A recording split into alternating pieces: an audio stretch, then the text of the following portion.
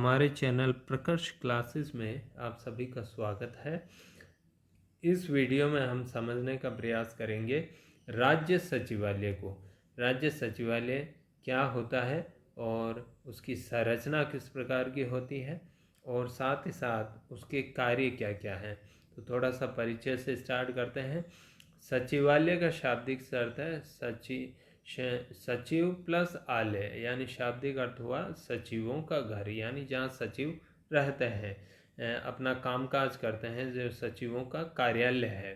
तो वास्तव में राज्य सरकार के जितने भी विभाग हैं उन सबको सम्मिलित रूप से सचिवालय कहा जाता है। सरकार में, राज्य सरकार में विभिन्न विभाग हैं, कृषि विभाग, वित्त विभाग, श्रम विभाग, तो गृह विभाग, इन सभी को मिला के हम कह सकते हैं कि वो है सचिवालय है। तो राजस्थान में सचिवालय की स्थापना 1949 में हुई और राज्य में सचिवालय के विभागों को मंत्रालय, ये एक डिफरेंस है। केंद्र सरकार में मंत्रालय कहा जाता है और राज्य सरकारों में विभाग कहते हैं इनको। तो प्रत्येक विभाग का जो हेड होता है वह एक राजनीतिक जो प्रमुख होता है वह एक मंत्री होता है और प्रत्येक विभाग का जो प्रशासनिक प्रमुख होता है वह एक सचिव होता है। तो इस प्रकार से विभाग में दो हेड हैं, एक राजनीतिक हेड हमेशा एक मंत्री होगा और उसका प्रशासनिक एडमिनिस्ट्रेटिव जो हेड होता है वो एक सचिव होता है। तो एक सचिव संपूर्ण राज्य सरकार का सचिव होता है, ये एक उल्लेखनीय बात है।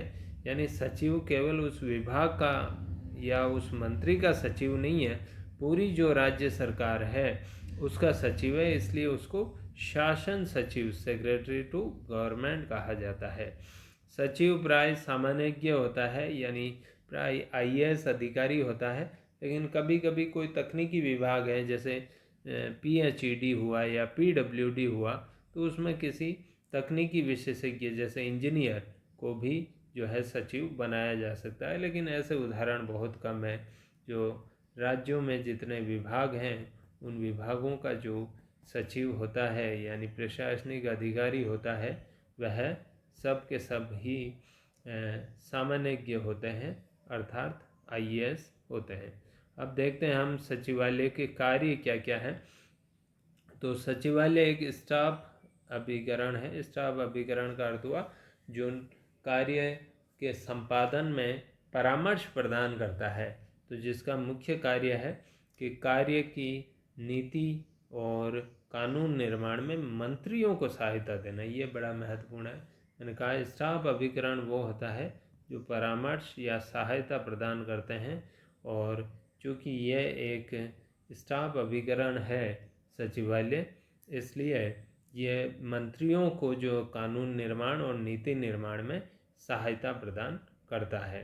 तो क्या क्या कार्य हैं डिटेल में हम देखते हैं। पहला है नीति निर्माण और नियोजन, यानी नीतियाँ और योजनाओं के निर्माण के लिए आवश्यक सामग्री, तथ्यों को एकत्र करना, उनका विश्लेषण करके उनको मंत्रिपरिषद के समक्ष प्रस्तुत करना, राज्य के विकास के लिए प्राथमिकताओं का निर्धारण करना और संसाधनों का आकलन करना, उनको एकत्र करना, पंचवर्षीय योजनाओं के निर्माण से लेकर उनको योजना आयोग तक स्वीकृत कराना। तो योजना आयोग अब रहा नहीं, नीति आयोग आ गया है, तो इसके स्थान पर आप इसको देख सकते हैं। मेन कार्य जो है नीति निर्माण नियोजन में, यानी नीति निर्माण करने के लिए क्या सामग्री चाहिए, क्या तथ्य और सूचनाएं चाहिए, वो एकत्र करना और मंत्रियों को उपलब्ध कराना। राज्य के विकास के लिए जो है कार्यक्रमों का निर्धारण करना, संसाधनों का आकलन करना कि राज्य में कितने संसाधन हैं ताकि राज्य का विकास किया जा सके और कितने संसाधनों की आवश्यकता पड़ेगी इसका अनुमान लगाना, और जो नीतियाँ और कार्यक्रम बनते हैं उनको नीति आयोग जो है योजना आयोग के स्थान पे उससे स्वीकृत करवाना। सचिवीय सहायता दूसरा, मंत्रिमंडल जो है और उसकी जो समितियां, कई बार कुछ 2, 3, 4 मंत्रियों को मिला के एक मंत्रिमंडल समिति बनाई जाती है कि उनकी जो नैतिक दिन प्रतिदिन के जो कार्य हैं उनमें सचिवीय सहायता का अर्थ है उनको सूचनाएं, तथ्य उपलब्ध कराना और जो वो निर्णय लिए हैं उन निर्णयों को लागू करने का प्रयास करना। तो ये सचिवीय सहायता देता है। उनकी बैठक होती है, मंत्रिमंडल की बैठक हर सप्ताह होती है। तो उस बैठक का एजेंडा का अर्थ है कि उस बैठक में कौन कौन से कार्यों पर विचार विमर्श किया जाएगा, कौन कौन से कार्य किए जाएंगे, उसको पहले से ही लिखित में तैयार करना, ये एजेंडा होता है। फिर उसके बाद जब वो बैठक हो जाती है तो उस बैठक में जितनी भी कार्यवाहियाँ हुई है उनके रिकॉर्ड रखना, ये भी सचिवालय का कार्य है, सचिवों का कार्य है। तो इस प्रकार से ये नैतिक कार्य हुए, यानी दिन प्रतिदिन हर सप्ताह मंत्रिमंडल की बैठक होती है और उस बैठक का एजेंडा तैयार करना, उसका जो है बैठक का सूक्ष्म या कार्रवाइयाँ जो हुई है बैठक में उनका रिकॉर्ड रखना। उसके बाद देखिए आगे का कार्य है विधि निर्माण, यानी कानून निर्माण में भी भूमिका है सचिवालय की, कि नए विधेयकों का निर्माण करना जो विधानसभा में, विधान परिषद में प्रस्तुत किए जाएंगे और भविष्य में कानून बनेंगे, उनका निर्माण, उनका ड्राफ्ट वास्तव में कहते तो हैं कि मंत्री परिषद तैयार करती है, लेकिन वास्तव में सचिवालय तैयार करता है और मंत्री परिषद में उस पर चर्चा होती है, उसमें संशोधन परिवर्तन होते हैं, लेकिन वास्तव में वो ड्राफ्ट जो है कानून का सचिवालय ही तैयार करता है। साथ ही साथ अभी जो कानून चल रहे हैं उनमें संशोधन करने के लिए तथ्य सूचनाएं मंत्री परिषद को उपलब्ध करवाना, यदि किसी कानून में कोई परिवर्तन करना है तो उसकी कार्रवाई भी यह करता है। समन्वयकारी कार्य भी करता है। समन्वयकारी कार्य का अर्थ है इसमें मुख्य सचिव होता है, जिसके बारे में हम अगले वीडियो में पढ़ेंगे। तो जितनी भी विभिन्न समितियों का अध्यक्ष होता है और जितने भी विभाग हैं सचिवालय के, विभिन्न विभाग हैं, कृषि, वित्त, गृह, परिवहन, PHED, PWD, इन सब में आपस में समन्वय करने का कार्य भी ये सचिवालय में खासतौर से मुख्य सचिव के द्वारा किए जाते हैं। परामर्शकारी कार्य, परामर्श देता है। मुख्य सचिव जो होता है वो मुख्यमंत्री को देता है और मंत्रिमंडल को भी देता है साथ ही साथ, और जितने भी शासन सचिव है यानी प्रत्येक विभाग के जो प्रशासनिक प्रमुख है वो अपने अपने विभाग के मंत्रियों को कार्य संचालन में परामर्श प्रदान करते हैं। मंत्रिमंडल संबंधी कार्य, मंत्रिमंडल के समक्ष जो भी मामले आते हैं उनके निपटारे में सचिवालय सहायता प्रदान करता है। उदाहरण के लिए राज्यपाल का अभिभाषण तैयार करना। राज्यपाल आप जानते हैं कि प्रत्येक वर्ष के पहले सत्र में एक विधान परिषद विधानसभा के संयुक्त सेशन में एक अभिभाषण देता है, स्पीच देता है। उसमें वो सरकार की उपलब्धियों, कामकाज का ब्यौरा वर्णित करता है। उस भाषण को तैयार करना मंत्रिमंडल का काम है, लेकिन मंत्रिमंडल की ओर से वास्तव में वो कार्य किया जाता है किसकी ओर से? सचिवालय की ओर से। और सरकार द्वारा कोई अभियोग चलाना हो, जैसे सरकार द्वारा कोई केस चलाना हो, तो उसका प्रस्ताव तैयार करता है। साथ ही साथ मंत्री और प्रशासक, मंत्री राजनीतिक प्रमुख है विभाग का और प्रशासक यानी सचिव जो है उसका प्रशासनिक प्रमुख है। इनके मध्य भी कई बार विवाद हो जाता है, तो उसका भी निपटारा करना। इसके बाद देखिए बजट संबंधी कार्य। बजट जो है हर विभाग अपना बजट तैयार करता है, उसे फिर वित्त विभाग को प्रेषित करता है। वित्त विभाग सारे जो जितने भी विभागों के बजट है उनको कंसोलिडेट करता है, एक एक करता है, सबको एक जगह करता है। फिर उसके बाद वित्त विभाग उसे मंत्री परिषद के समक्ष प्रस्तुत करता है। मंत्री परिषद से स्वीकृति हो जाती है तो फिर उसको वित्त मंत्री जो होता है वो विधानसभा में प्रस्तुत करता है और वहाँ से पारित होने के बाद उसको क्रियान्वित या लागू करते हैं। तो इस प्रकार से ये भी एक महत्वपूर्ण कार्य है बजट का, क्योंकि बजट आप जानते हो शासन का जो प्राणवायु है वित्त, जिस प्रकार से शरीर में ऑक्सीजन महत्वपूर्ण है उसी प्रकार से शासन में वित्त महत्वपूर्ण है। तो ये एक बड़ा महत्वपूर्ण कार्य उसके द्वारा किया जाता है। फिर देखिए कार्मिक प्रबंध। अब कार्मिक प्रबंध में क्या है कि राज्य के लोक सेवक जितने भी कर्मचारी अधिकारी हैं राज्य के, उनकी भर्ती, प्रशिक्षण, सेवा शर्तों का निर्धारण, पदोन्नति, स्थानांतरण, अनुशासनात्मक कार्रवाई इत्यादि कार्य ये करता है। ये कार्य भी हमने पढ़े हैं कि मंत्री परिषद के कार्य हैं, लेकिन मंत्री परिषद के जो भी कार्य हैं उनको एक्चुअली करता है सचिवालय। तो इसके बाद है नियंत्रण और मूल्यांकन। राज्य सरकार द्वारा संचालित जितने भी योजनाएं और कार्यक्रम हैं उन कार्यक्रमों का मूल्यांकन कि वो कितना सफल रहे हैं, कितनी उपलब्धियां प्राप्त हुई हैं उनमें। साथ ही साथ क्षेत्रीय कार्यालय, यानी क्षेत्रीय कार्यालय का अर्थ हुआ कि जिला कार्यालय और सचिवालय के बीच में, जैसे संभाग स्तर पर कोई कार्यालय है, फील्ड में कोई कार्यालय कार्यरत है, तो वो अपने प्रतिवेदन रिपोर्ट भेजते हैं। तो उन प्रतिवेदनों के आधार पर कार्यक्रमों का मूल्यांकन करते हैं।